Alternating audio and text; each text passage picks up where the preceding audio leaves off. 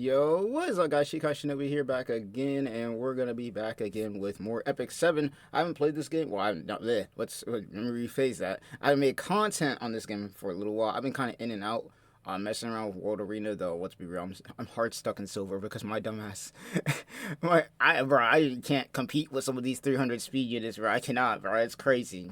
I'm not doing the worst, but oh my god, I ain't doing the best either. But either way, that's here nor there. I'm probably gonna do like a Road to Master series once this new update pops up on the 10th. So either way, we're gonna be doing a reaction video talking about the Epic 7 Origin, how good is it, and what does it fix, or if it does fix everything that Epic 7 has had with as far as a problem. But yeah, no, I feel like this update, in my opinion, before we get into it, is a pretty good update. Some things that it struggles with, I would say, as far as Epic 7 in general, is just character acquisition. I feel like a lot of the time, especially with World Arena, the big thing is a lot of the people, especially newer players, don't have some of these really OP units or like really crazy nuts MO5s that you need to either counter or to be playing in the World Arena specifically, and even Arena to a degree. Now, me personally, I feel like the way they could, because obviously Epic 7, the main way they monetize it is through the MO5, but I feel like instead of doing that, make the MO5s easier to get, or just make the roster in general easier to get, but sell skins, bro. I have been saying it for years, bro. They need to focus on selling skins for their monetization. If they put skins in this game, we will buy them. We will buy them, bro. This game has such an incredible character base, bro. Like, the characters in this game are absolutely freaking beautiful, and the skins that they be having for them are awesome too. But the problem is, a lot of the skins you can only get by hitting Masters, 1600 majority of the time with World Arena, which, with the current state of PvP is pretty hard now. And not to mention the fact that you need some of these MO5s to get them. So if they were to make it to where they could just sell the skins and make it easier for people to get the MO5s or limited units, this game would be cooking. But either way, let's go ahead and get straight into this. I'm gonna be reacting to I Am Sue, and let's see what he got to say about the update. And I'll leave my comments every once in a while, because I really want to get back into this game. I only have currently right now 2 games that I'm messing around with on my channel at the moment. I really want to get back into Epic 7 since I've been playing it passively. A little bit of Nikkei though, to be honest. Nikkei is kind of just on and off for me. What's going on, E7 fam? I'm Sue, and in this video I want to talk about the Epic 7 Origin update. With the hindsight of a week behind me to stew upon it, I kind of wanted to take some time to talk about the things that I think are really good in the April 10th Origin update, and I also want to highlight some of the biggest issues facing Epic 7 in 2025 that weren't really addressed in this update. So sit back, relax, and listen to me yap about the good and bad of the current state of our beloved game for the next 10 or 20 minutes. The fact that this game... If you want my raw reaction to the Origin announcement, you can do so by checking out the live stream VOD, which I'll link in this video's description. Honestly, the fact that this game is even still alive is a miracle in itself. Not really. I mean, this game, in my opinion, is probably the easiest game to get into as far as a free-to-play player. Like, low spender. Like, you don't got to spend $1 million on this game at all because it's so easy to get into. And with this update, it's going to be even easier to get into to a degree, especially with PvP. And I'm gonna be real. I want this game to last so long, bro. I want this game to last a while because in the previous game I played before this, Soccer Spirits, for anybody who remembers that game lasted a good 7 years before it ended up, stop updating the game. It's still playable, but you can't play it anymore. And they had some cool animations for it. So when I saw Epic 7, it was kind of in that same style. I was like, can we please have this game last long enough to where we could possibly get an anime for it? Probably ain't possible at the moment. I mean, they could, once again, if they could monetize some skins for this game, I bet that they'd be making some bank. I'm not gonna lie to you, but I want this game to last because it's one of the funnest games I've played. I'm really interested in the story, and he's probably gonna go with the story later on in this video that he's making right now. But the fact that we're finally focusing back on Ross and characters like Crow and whatnot, I'm glad that they're going back into that point because the story, really kind of drifted off from that. So I digress. A little bit of a yap there, but let's get it. This is going to be a 23-minute video, so I'm probably not going to try and yap as much. With Smoggate, which is something I talk about in my most recent community post. It's also why this video is a week late as opposed to like a day or two after the original announcement. But hey, that's okay. Again, I've had a week to think about this and really focus in on what I want to say about this patch. So let's jump into it. We'll talk about things in the order that they are revealed in the actual Origin trailer. Right off the bat, I just want to say that the decision to make the next story element a prequel to Epic 7, setting us in the 6th world of Orbis, is actually a very, very good decision. For a while now, players have complained that the main story hasn't been very good. And since episode 3, we've strayed pretty far from the game's original story and setting. This game was originally supposed to be about the Celestial War and the various gods and goddesses fighting for the very soul of the planet Orbis. Bringing back the original story while also fleshing out and filling in a lot of plot holes that have crept up over the years, again, really smart decision. One big thing that I'm really interested in, and the thing that got me pulled into this game in the first place, outside of the awesome animations, is the fact that the story focused around Ross, and as the story went on, it was talking about him trying to, like, he loses most of it, like, as the story goes on, as we know, he loses a lot of his divinity, and he starts learning more and more what it is to be human. So, that's one thing that really interested me, is basically, he kind of left his divinity behind, I think, by the end of chapter 3, to become basically human. Like, he's no longer just, like, really OP, powerful like he was, or, like, has immortality anymore. I think to a degree. I might be wrong on that, but that's, like, one thing that really interested me, is he kind of just left his godhood for now just becoming a human. And, yeah, it's really interesting, and to see that they're finally going back and talking about this kind of stuff is really nice. Really nice. Not to mention the new Ross looks freaking amazing. So we'll see what this looks like.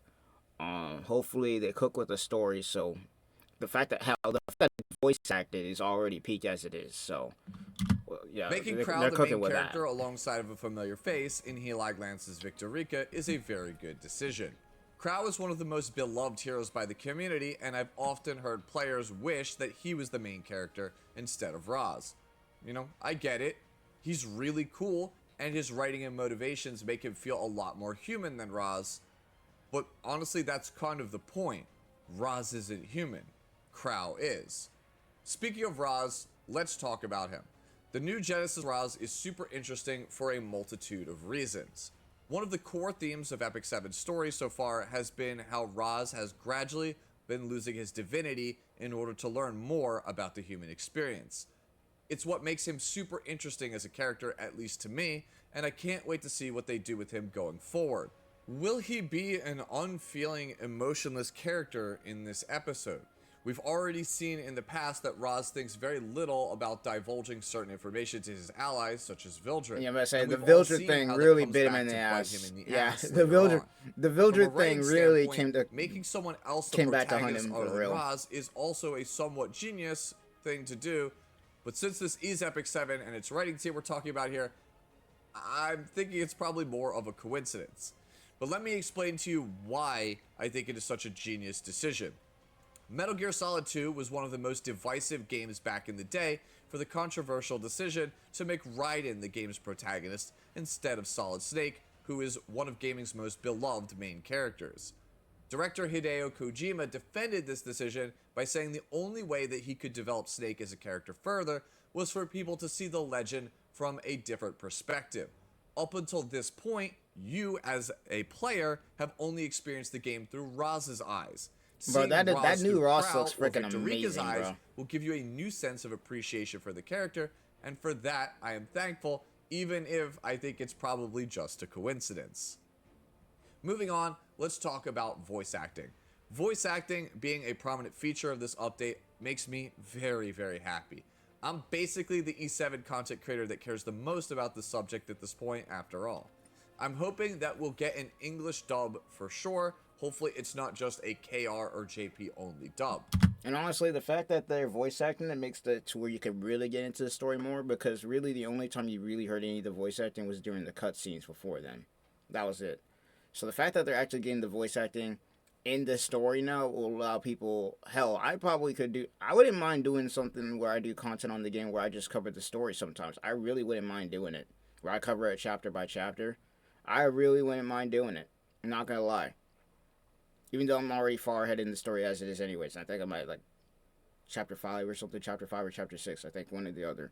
But I wouldn't mind doing it if it's voice acted, because it's kind of, I would assume for content reasons specifically that just reading it off sometimes would be really, boring to some people. So the fact that they got the voice acting in here, really good, quality of life change, because I feel like that's one big thing that for people who don't really care about the story that much but would like to react to people seeing it for the first time, that the voice acting would actually get people into the game with the story and everything like that. So big W's there. I'm very curious to hear certain key performances, such as that of Vildred's, that's David Arrigo Jr. I want to see how he's improved over the last 7 years, now that he has had more experience and prominent roles under his belt. And then obviously, I would like to hear things like Noel Ill's performance as Diane, so on and so forth.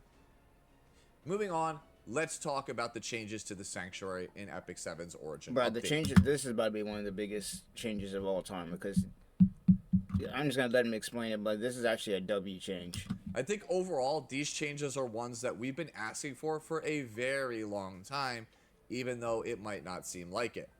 Let's talk about the big change first in regards to the new Heart of Orbis, which, from talking to other content creators, it feels like they missed a couple of things here, like they didn't understand how the system works. So previously, the way this thing worked would be you would get sky stones every couple of hours, but that has now been tossed out and overhauled, allowing for you to get things like leaves, charms, Mullagora, and more. The Heart of Orbis also features a monthly reward that can be things like Mullagora, unknown slates, bottles of knowledge, a random ML 5-star, or gear with absolutely bonkers substats. So in case you missed it, some people think you just always get the crazy gear with the substats, right, as part of this thing. No, that is one of the once per month rewards that you can actually redeem from this whole system. And I've seen people upset that you could only get one item per month amongst all of the incredible rewards, but I'm not personally bothered by it, at least not yet, right?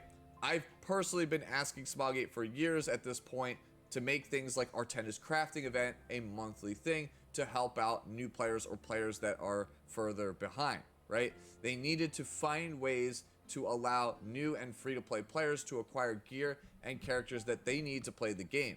Which is important because, once again, as I talked in the beginning of the video, one big thing that this game has a problem with is the fact that a lot of the newer players, obviously they're not going to start with everything from the beginning, but a lot of the newer players, it takes them sometimes years if they play the game, every once in a blue moon, or even consistently, to get some of the most OP characters or some of the most crazy characters in the game.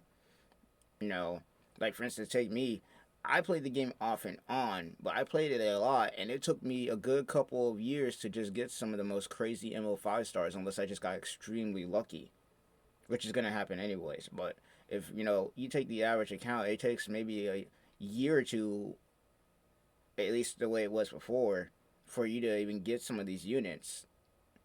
And then, not to mention, well, I don't know, gear, I feel like there's a lot of ways to I feel like there's a lot of ways to get gear now that's pretty easy, especially getting into Wyvern and whatnot. It's pretty easy. I made a guide on how to beat Wyvern and all that's pretty easy to do, and they actually made it really easy to beat Wyvern because they gave you characters like, obviously, Mui and, Brig to easily just solo those kind of content. So, I would say gear-wise, gear has been easy to get. It's just the characters themselves, honestly. I'm gonna be real.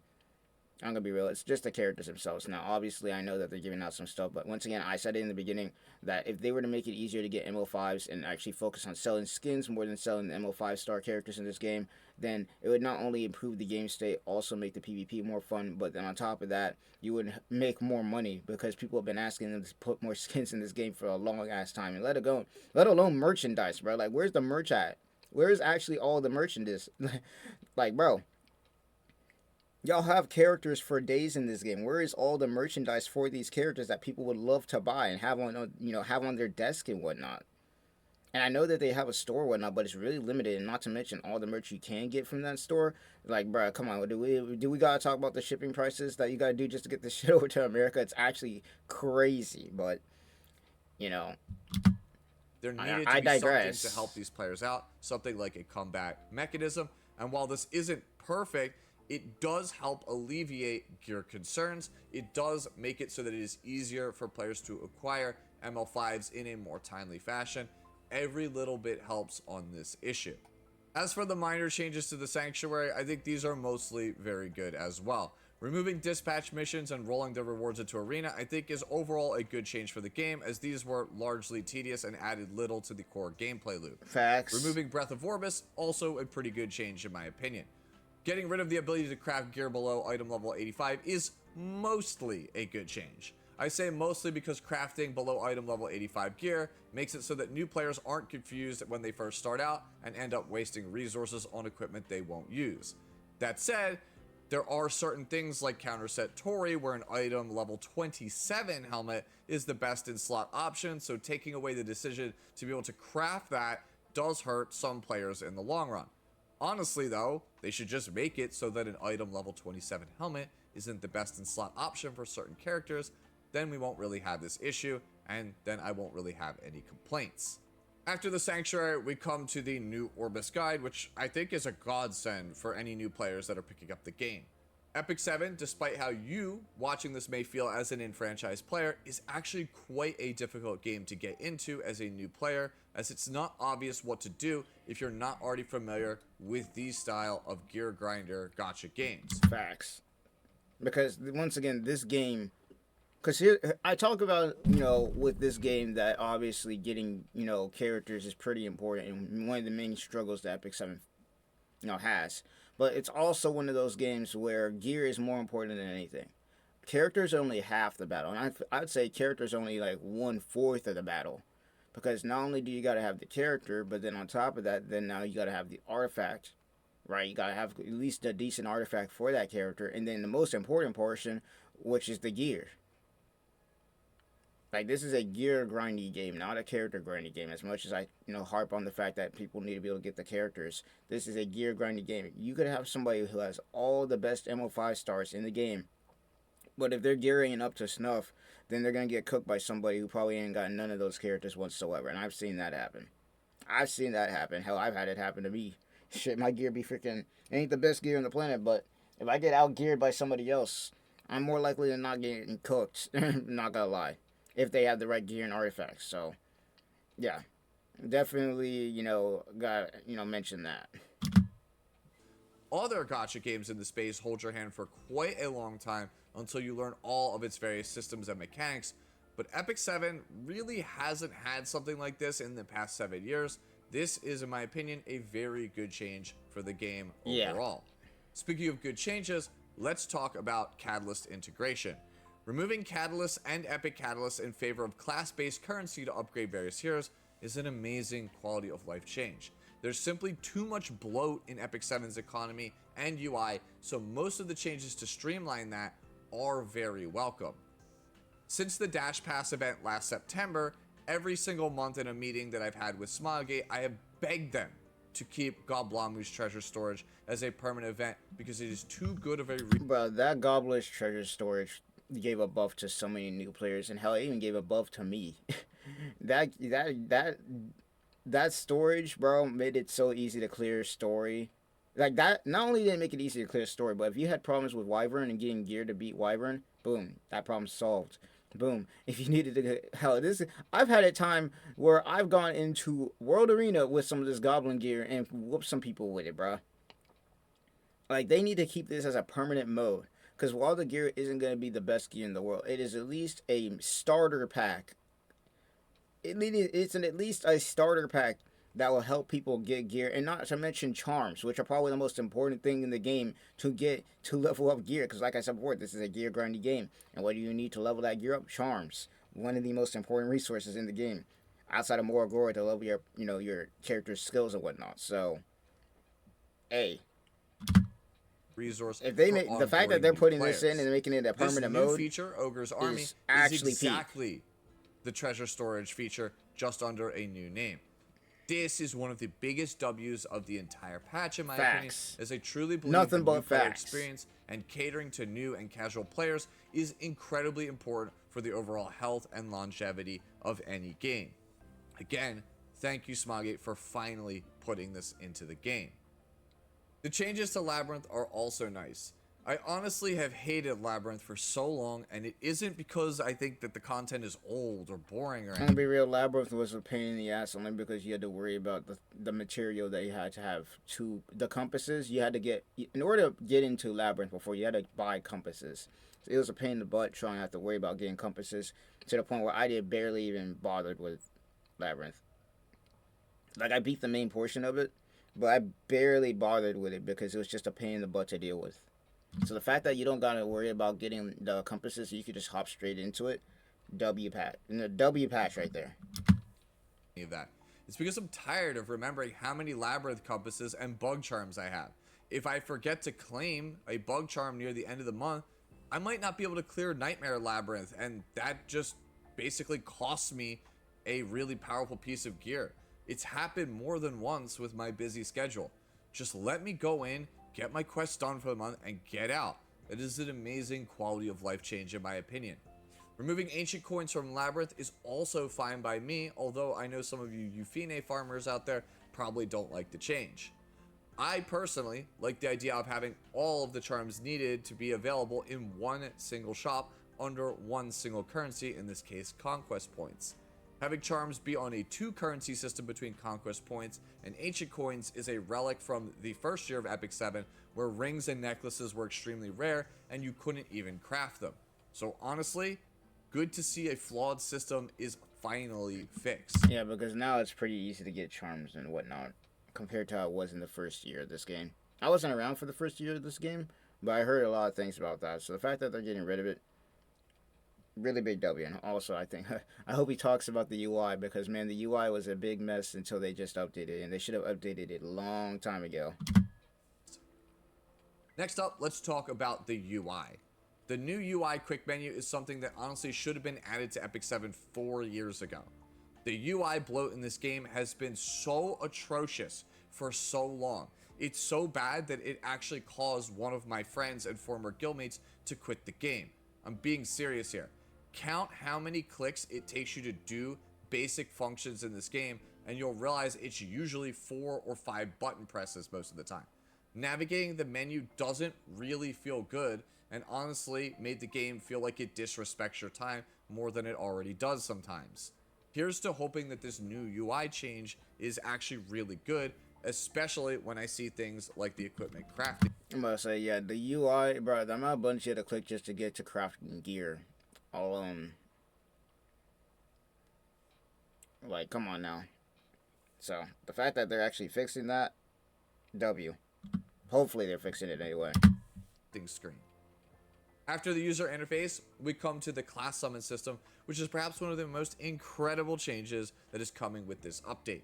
This is a system that will allow you to focus on only summoning heroes and artifacts of one specific class, such as only knight heroes and artifacts. They specifically showcased a nondescript artifact that very clearly has the same effect text as Rocket Punch Gauntlet, which is Ikarina's artifact from the Espa collab. We'll have to wait until April 24th to see all the details for the system, but if Smilegate does this right and doesn't screw it up, this should help alleviate some of the general imbalance between many players in PvP game modes. Yeah, because Artifacts like 3F and Guardian Ice let's Crystals. say yeah, artifacts once again, the main character that you're supposed to be getting is like only half of the, not even half, like a fourth of the solution. You need these artifacts to be able to play in high PvP or even just play in PvP in general. Like World Arena is, especially right now, probably one of the hardest to get into due to the fact that the game has been out for a while. So you already have some of the older players who have been playing through the game for a while, which is just going to happen with any game. But then let alone the fact that you just need some of these OP artifacts that they added, and some of them coming from collab units, obviously Guardian Ice Crystals and whatnot, in order to even stand a chance with some of these units. Like, it's actually insane. So the fact that they're adding this, hopefully we can get some of these artifacts on day one. If not, and we get them later on, that's also a W. But yeah, it is definitely a needed change. Jesus, it was like when these collab units came around, it's like, bro, people were just going after the artifacts like crazy, bro. Crazy. So, pretty W update there. Are simply too strong and important in the current state of the game, and many heirs will need access to a lot of copies in order to remain competitive. If this system doesn't launch with 3F or Guardian Ice Crystals available on day 1, then I would consider that a total failure. If you can't call upon class summons at any time like you can with story summons, I would consider that a total failure. The last thing we need as a player base is another custom group summon, something that comes around like twice a year, right? That's just there to kind of sap you of your bookmarks for a limited or a collab. We don't need that, right? We need artifacts now. The one thing I will give Smilegate is if they want to make it so new collab artifacts aren't immediately available underneath this system and they want to have a 6-month grace period before it appears in the banners, that's fine. But for right now, players need artifacts like 3F or Guardian Ice Crystals, or they simply cannot compete at the highest level. Facts. The system is supposed to help players. I pray that it does on day 1. Now that my mini rant is over, let's move on now and talk about Trial of Constellations, aka Spirit Altar Epic Hell, as it was previously known in the now cancelled Awakened Potential update. As I've said many times on streams, you can't stop developers from doing the things that they want to do. If you won't let them nerf your favorite heroes, well then they'll just power creep your favorite heroes and make them unusable instead. The same applies here with this content.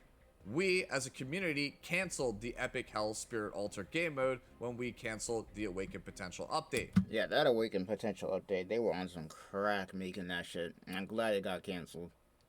Honestly, I wish that, hell, I know this is going to be a hot take, but I wish the community came together like this and fucking Honkai Star Rail to cancel the damn global passives they're doing right now, because that game's going through that same shit. Only difference is now it's already in the damn game.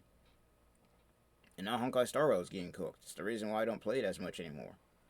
Because it's about to get ridiculous. The power creep was already ridiculous in that game, let alone the fact that they got that in there now. So, yeah, W on that shit for Epic 7 anyways.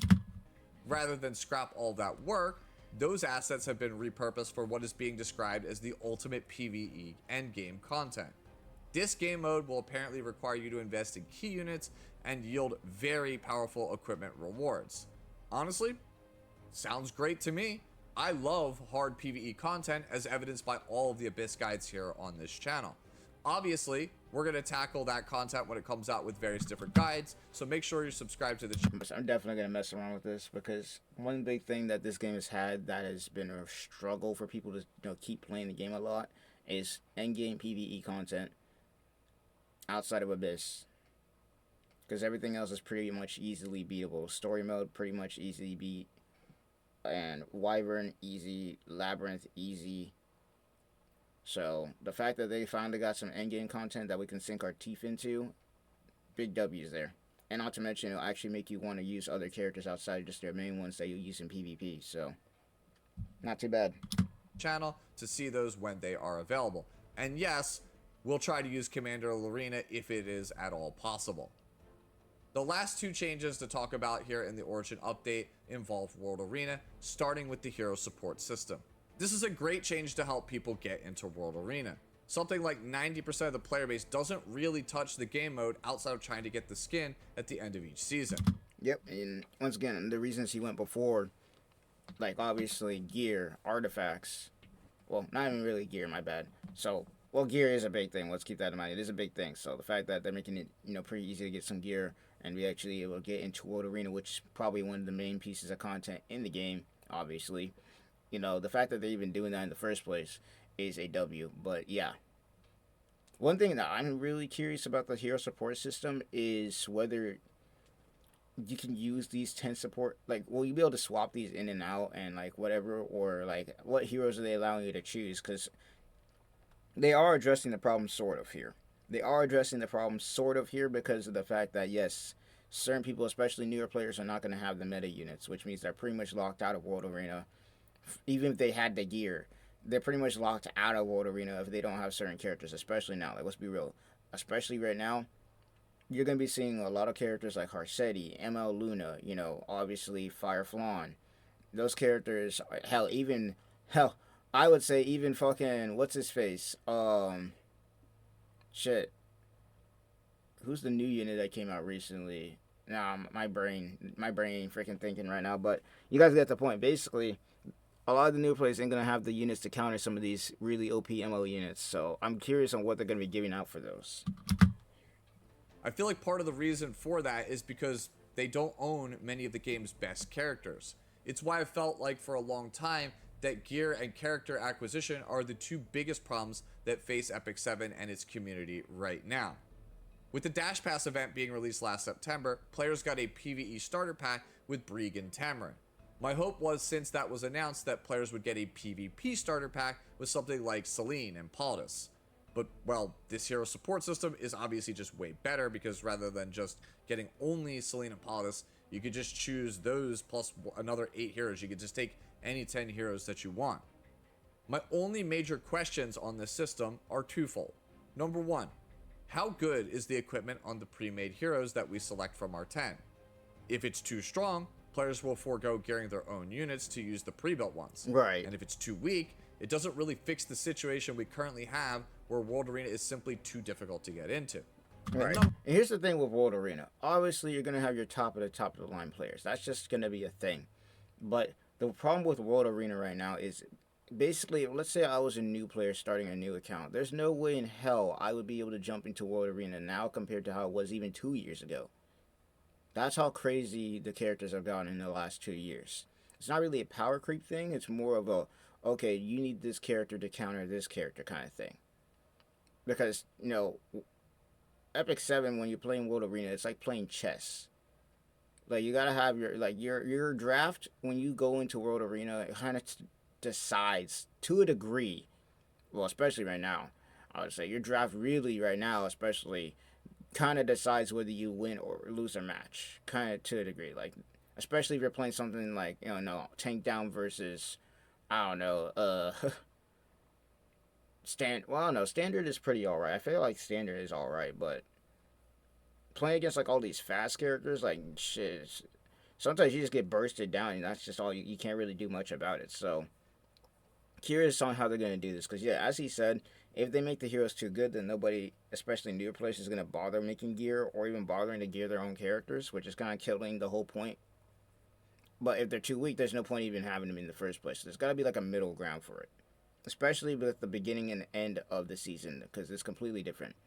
In fact, honestly, for the most part, when it comes to the end of a season versus the end of a season is usually the hardest to get into, because now everybody's trying to get the skin and everything like that. Everybody's rushing to get it, yada yada yada, and whatnot. So, well, we'll have to see how it goes. Number two, how often can you change your roster of 10 pre-built heroes?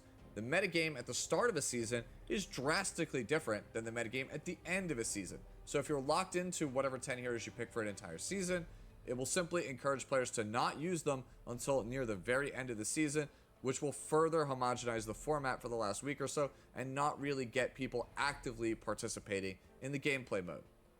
Anyways, great idea. Let's see how they execute on it. Finally, we come to Lunatic Draft, which we will absolutely test on stream a day or two after it goes live in a Saturday showdown. Bro, this is going to be insane. 38 bans. You're going to see some characters that you've never seen in a long time because of this. This Lunatic Draft mode is going to be some of the most entertaining stuff I've ever seen in my life. I'm glad that they did this. Now, finally, at long last, we don't have to see the same comps every single time, bro. At long last, we are going to see some of these older characters that we haven't seen in years get some screen time. Stream here on the channel, so again, if you want to check that out, feel free to do so. Originally, when this system was announced, I wasn't really a fan of this system, since I expected it to be a best of 3 match where 10 heroes from the previous match were banned, along with 1 or 2 pre-bans per player. I thought it would make games 1 and 3 of a best of 3 set very homogenized, very samey, with only game 2 really being different. To see that the system is now a best of 7 with a total of 38 bans, that's 14 from each player plus the 10 from the previous match being banned, that's wild to me. If you remove the 38 best heroes from the gameplay pool, it will have massive repercussions on what is actually viable.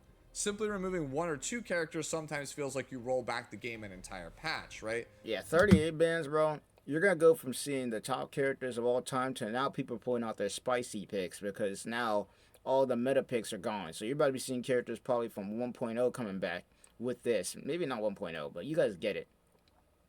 You guys get it. Like we're about to see some old characters pop up again because now it's 38 different bands and it's a best of 7. So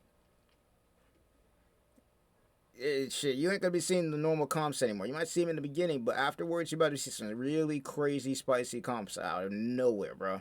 Which is awesome because there's so many characters in this game that just don't get screen time or don't get to see a lot of play. So them doing this makes it to where some of the older characters can finally get play. Now we don't only get to see Moonlight characters being put in the game. Now we can see some of these standard RGB characters put in some work too, which I love to see, bro. It's gonna make watching these competitions even better. 38 characters being removed from the pool. Honestly, I can't even fathom the amount of mental stress that it will put on players during this year's Epic 7 World Championship. With that many pre-bans, it's going to make for some absolutely wild matches. And as a spectator, I'm all here for it. My initial thoughts, though, of it being not necessarily super fun or great for the player, that remains to be seen. After Lunatic Draft, that concludes all of my thoughts on the features that were announced in the Origin update. I'll give my thoughts on the characters Crow, Victorica, and everyone else in another video. But to wrap up this video, I want to talk about some of the challenges I feel like are currently facing Epic 7 that this update failed to address. Number 1, lack of repeatable PvE content. While there is a lot of great quality of life in this patch, aside from Trial of Constellations, there really isn't any content here. This was a 30-minute presentation that basically boiled down to a ton of quality of life changes, as well as a new story chapter. And that's not nothing, but we should have expected that anyway. Episode 5 wrapped over half a year ago. Facts. The only thing that was added that actually gives you something to do is this Trial of Constellations. And, you know, if it gets solved, like the last season of Rift in a single day, then there's nothing really to do. You'll just be going back to background battling yet again. Number 2, the current state of PvP. I am primarily a World Arena player, but some of this may apply to how you feel about Guild Wars and Arena as well.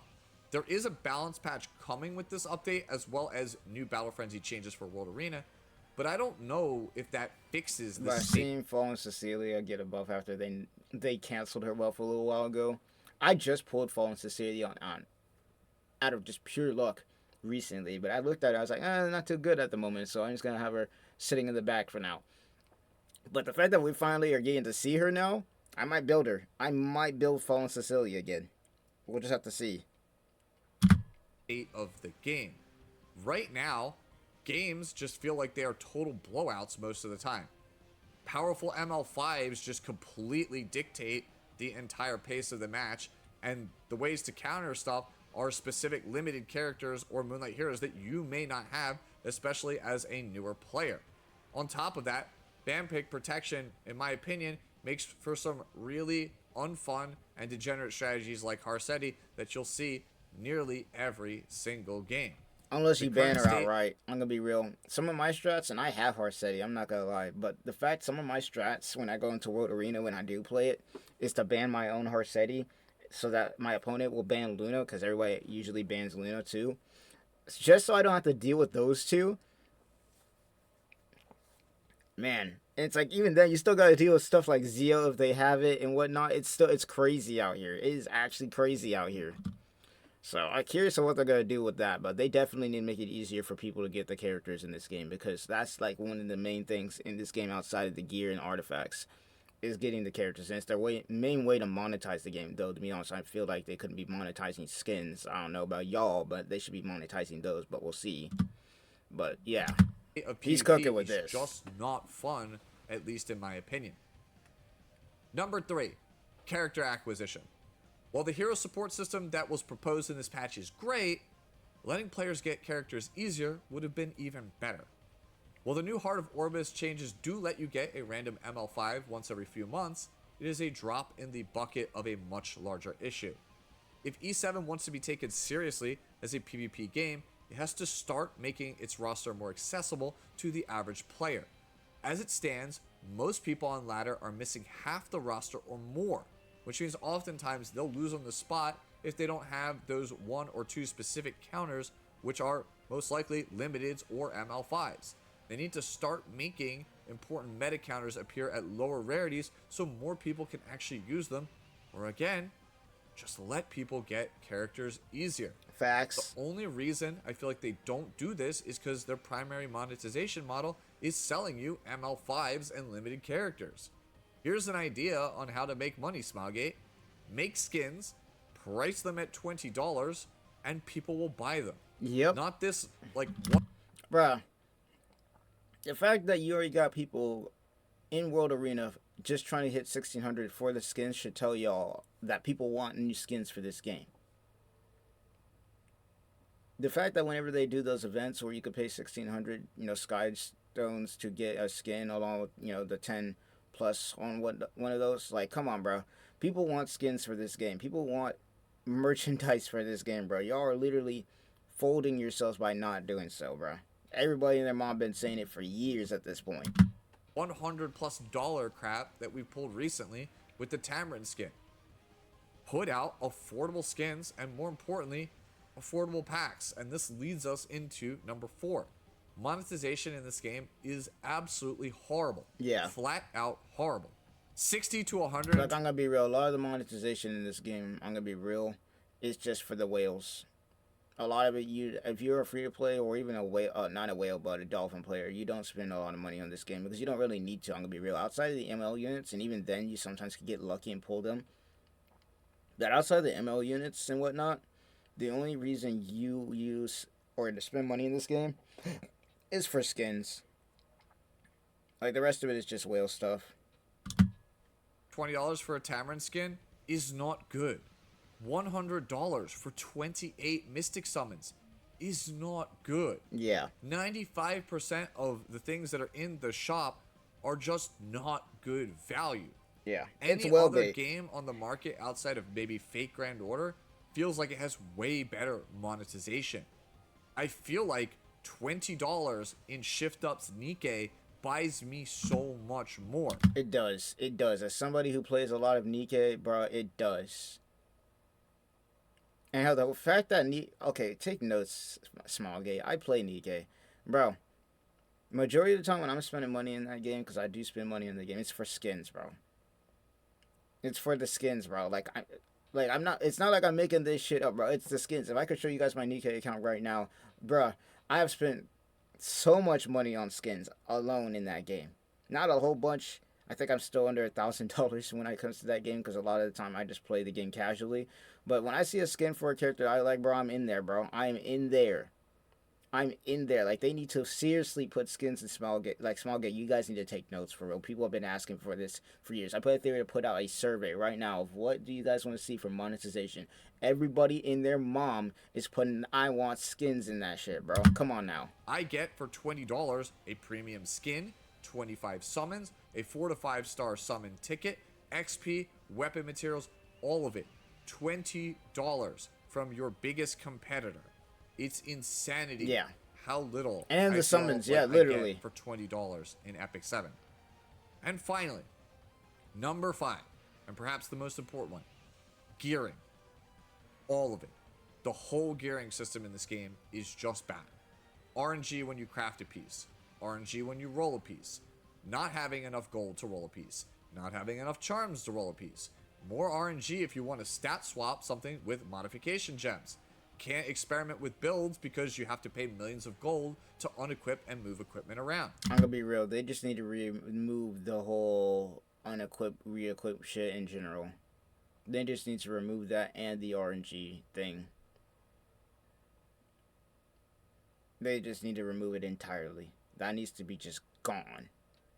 Like, why the hell are we still in 2025 paying money, well, in-game money, my bad, in-game money to re-equip and equip gear when we got games like Honkai Star Rail, Genshin Impact, Withering Waves, shit, any other gacha game I can think of, shit, Aether Gazer, shit, Dragon Ball Dokkan, though they don't really have a gear system, they kind of have like whatever, but you guys get the point. Like, they don't take money, in-game money, my bad, to remove their freaking gear and swap it around, or their echoes and swap it around, or artifacts. So why the hell are we doing that here in the big 2025, bro? Like, come on now, that needs to be just removed entirely.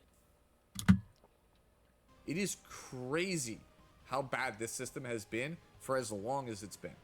It's been like, what, 5 years since we had our last major update to the gearing system with reforges and modification gems, I often think about how they cannot get this system right, and the more I think about it, the more it starts to feel intentional. If you could actually get good gear, well then what PvE content is there besides just grinding gear? If you could actually get good gear, you could actually progress in World Arena and climb the ladder, and then you might not necessarily need to pull for units. Is that the case? I leave that to you to decide. I know it's a super cynical take, but it's one that I keep coming back to the more I think about. Nah, it's not a cynical take, bro. I'm gonna be real. When it comes to the gearing, they could make it so much easier. One of the most important things when it comes to gearing is the fact that you gotta be removing gold. You gotta use gold in order to remove it and whatnot, move it around. If they were to remove that system entirely, it would make it easier for everybody in general, not just new players, everybody. Let alone the RNG aspect and all that. Like, come on now. And considering this is a gear grindy game, I'm surprised they didn't make it easier already by this point. Hopefully we can get that in the future, but Gearing system and why they've left it in such an atrocious state for so long. My genuine hope is that 2025 is the year that Epic 7 turns things around. The Origin update is very promising, but it is far from perfect. I will continue to stay optimistic, but if there are problems in this game, I'm not going to hesitate to call Smilegate out on it. We, as a community, deserve better. he ain't wrong. He ain't wrong. And once again, with that whole awakening update thing, we called them out for it and they took it out. So it's a good, once again, they will listen. They'll listen, especially if the Chinese community freaks out about it. Because let's be real, Smilegate being owned by a Chinese company and all that, or being in China, they mostly care about the Chinese player base more than the, NA player base or anything like that. But the fact that everybody and their mom was making an outrage about that, yeah, big W's, big W's. And as long as we keep them accountable, we'll be cooking. But either way, that's pretty much going to be for me. Long reaction, but, I just wanted to go over all this stuff and give my thoughts on everything. I'll see you guys in the next one. Let me know what you guys think of everything. And, yeah, can't wait to actually try and get back into this game with this new update. I'm already kind of messing around with it as I'm speaking right now. I have, my audio with the gear and whatnot. But, yeah, that's pretty much going to be it for me. I'll see you guys later.